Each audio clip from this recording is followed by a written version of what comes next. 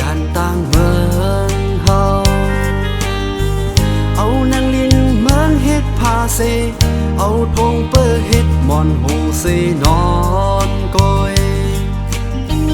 เอากองอ่อนเฮ็ดอ้อยกอเซกอดลับกว่ามือพ้องเลยนอนเดือ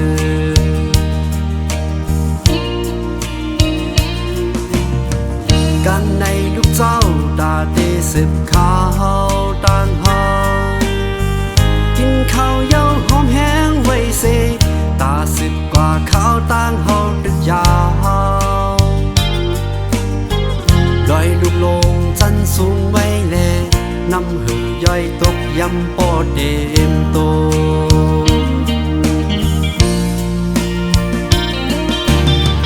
เกียนเจอสีขัดแห้งไว้แลเมื่อยามอันเฮาดึกลุกพื้นอยู่นั้น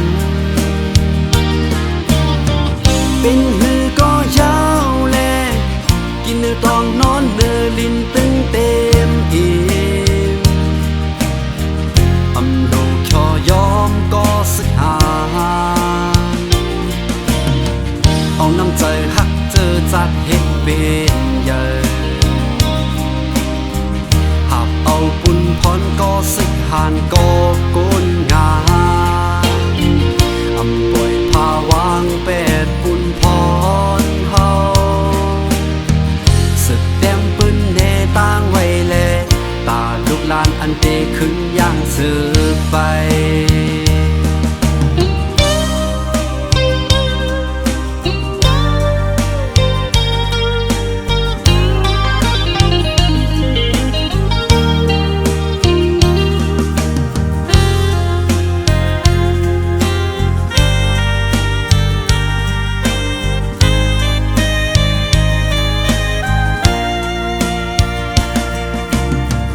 กันในลูกเจ้าตาเตสิบข้า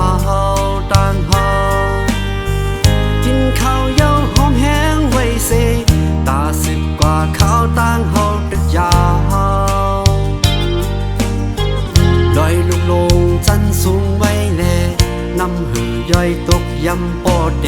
มโต